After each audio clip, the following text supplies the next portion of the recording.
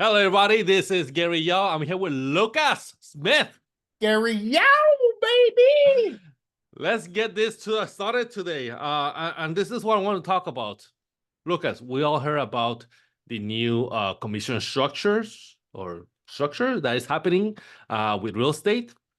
And there's I guess they call the commission as a concession, seller concession, I guess, to the agent showing the property and selling it. Not No. quite correct, but you're Okay. close. And I think you have about as much information as the general public has, Gary. So let's clarify it. So Yeah, let's get started with that. How the new commission is going to work, because I honestly don't know how it's going to look like or what's going to look like. So starting August 13th, and honestly, it's probably starting now, where when you hire a buyer's agent, okay, that buyer's agent, before they start showing you houses, according to NAR's rules, is supposed to sign a buyer broker agreement with you. Okay. A contract for you to hire their services for them to help you buy a home. Okay. And on that, it's going to have a set commission amount. Okay. Right. So, all right. So far, I hire you, Gary, and your contract is going to say Gary can negotiate for up to 3% of the sales price for Gary. 2%, 2.5%, whatever you feel your value is as an agent. Okay. Okay. Now, this is going to be off-putting to a lot of buyers because, I mean, look, here in Orange County, average home price is $1 million. Yeah. More than $1 million. Yeah. Right. So 2.5% of that is $25,000. And most buyers aren't running around with an extra $25K in their pocket that they can just throw out and hand to an agent to help them buy a house. They're having a hard time qualifying to buy as it is. And they're putting all of the money they have into the purchase. So this is where the struggle comes in, right? Yeah. So how do they pay the buyer's agent that 2.5%? Let's just use 2.5% because that's an easy number. Okay. So what the MLSs are allowing you to do, because the DOJ is not allowing the multiple listing services to offer any sort of compensation to any buyer's agents. None. Zero. None. By law, no more compensation is going to be allowed on the MLS. Okay, that's going to be a tough sell. It's tough. And the MLSs are pushing back, right? And so the MLSs are in fact suing the DOJ, saying you're violating our right to free speech, our First Amendment right to publish whatever we want on our website. Yes. Current lawsuit going on, right? Because they're saying you're restricting our right to free speech. Oh my goodness. So this is never ending. It spawned a bunch of other lawsuits, but that's another topic for another podcast. So anyway, so currently what they're doing, their workaround, the MLS's workaround is they're saying, hey, maybe sellers should consider offering a seller concession amount or having a set seller concession amount in mind. A seller concession is a credit that the seller gives to the buyer, a closing costs credit, just like any other closing cost credit that they've been giving for years and years and years. Okay. And this closing cost credit, while it does not specifically have to be used for commissions, can be used to pay real estate agent commissions. I see. And then the agent can go in when they write the agreement and they can say, hey, we're going to ask for, so Gary's house, we're selling his house for $1 million. We're going to ask for a 2.5% closing cost credit or a $25,000 closing cost credit. And we're going to use that closing cost credit or concession amount to pay Gary's agent. I see. Or Gary's buyer's agent, whatever that is. Does that make sense? It does make sense. However, something occurs to me, and as we're people, and we always look for the best way to find benefit for ourselves. What is stopping me as a buyer just to talk to the listing agent directly and say, look, I don't want to hire you, Lucas. I want to go directly to a listing agent and I ask for those concessions for myself. Nothing. $25,000. Imagine, even if they're willing to give me $10,000 on my concessions, absolutely why should I pay you? What do you do for me? And in fact, in many European countries, that's exactly the way it's done. There's only single agent, dual agency. Okay, There's so very few buyer's agents in many European countries, and there's mostly just listing agents. are we heading towards that then? Quite possibly. Yeah. Quite Yeah. possibly. However, because NAR knows that a large percentage, let's say 70 to 80% of its members, the majority of their business is buyer agency. That's why they're fighting back so much, because they don't want to lose such a huge percentage of their membership and lose all of that income from all of those members who suddenly get out of the business, right? And then it's just the 20 or 30% of agents who are just doing mostly listings, like you and like me, right? Those agents like us, who the majority of our business is just doing listings. What do you foresee? I, for one, think that we're going to see an exodus of agents leaving the industry, mainly because they are not good at negotiating. They used to, like we talk about drivers, like Uber drivers, open the door, they like it, okay, write a contract and get paid because the listing agent is listing the commission, whatever that might look like.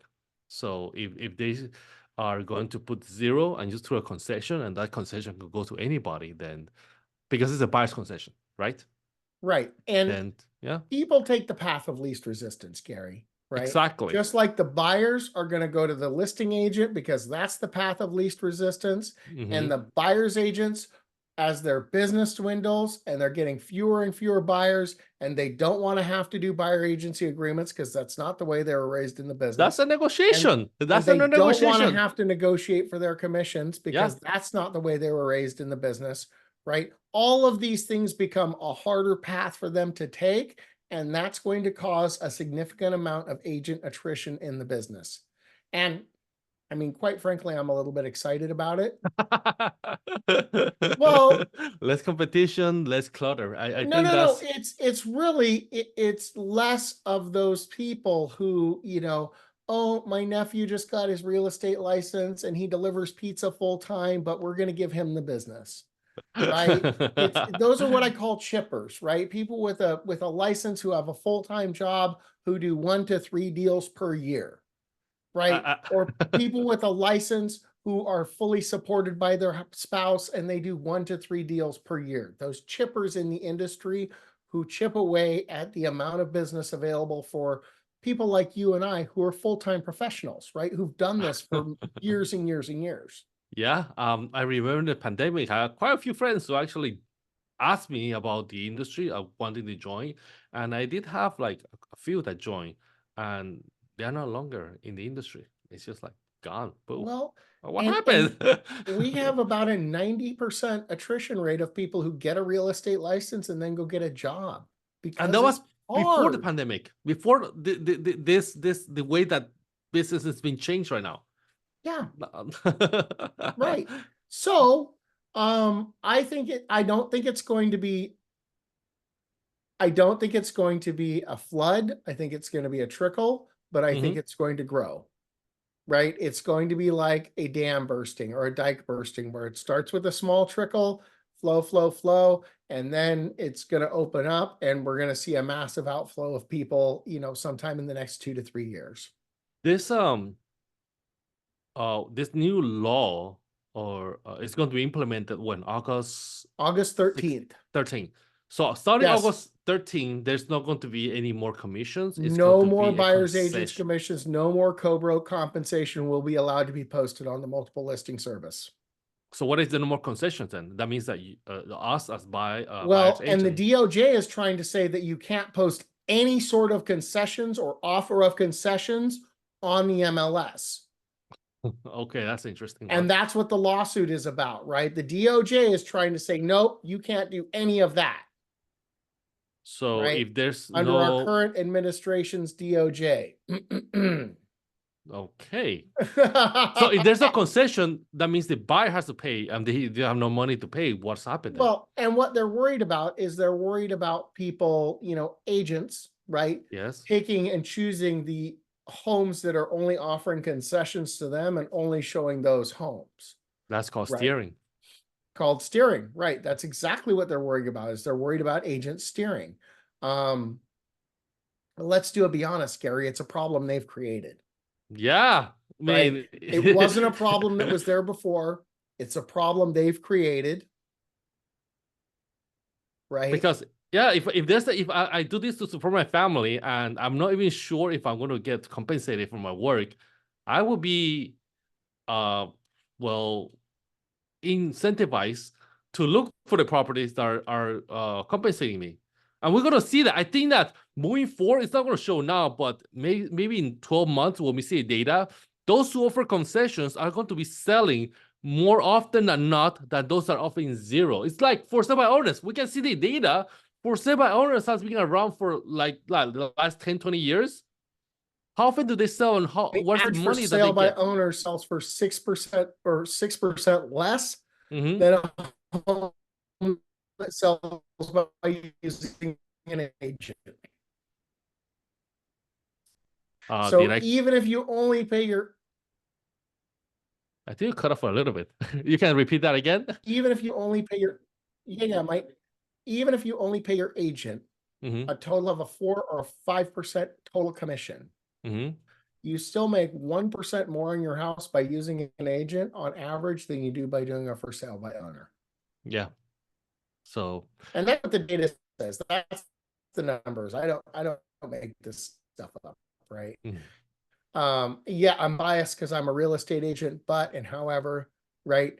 And let me give you this, Gary. Since I was in the 30 years ago, I've been doing buyer broker agreements. I still do buyer broker agreements when I work with a buyer. I've always been an advocate of working under contract, and I've always felt that people should, right? You should clearly state what you're going to do for a buyer, what your unique value proposition is going to be, what you're going to charge them for those services. And you should be willing to put that all on paper, sign it, and have it up front, right? Yeah. And if you're not, what are you really doing? Are you just running a door opening service?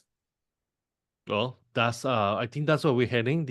Our profession is going to be more, I would say, more order. We're more ordered, and the ones that have a structure and treat this as a business, those are going to be around.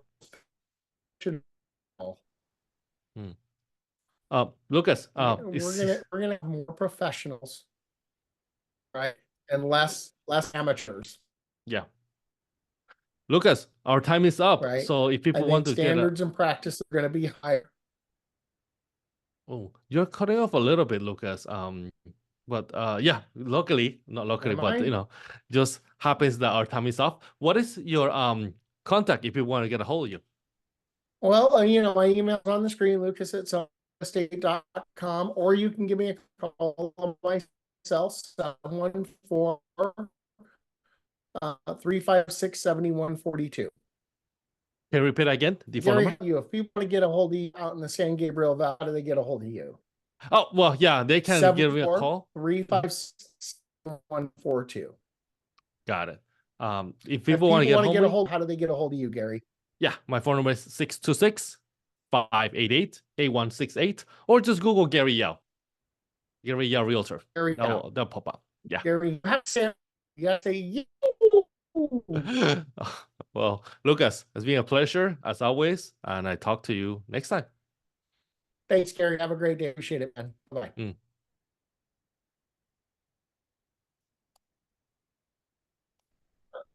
Wonder if this is on the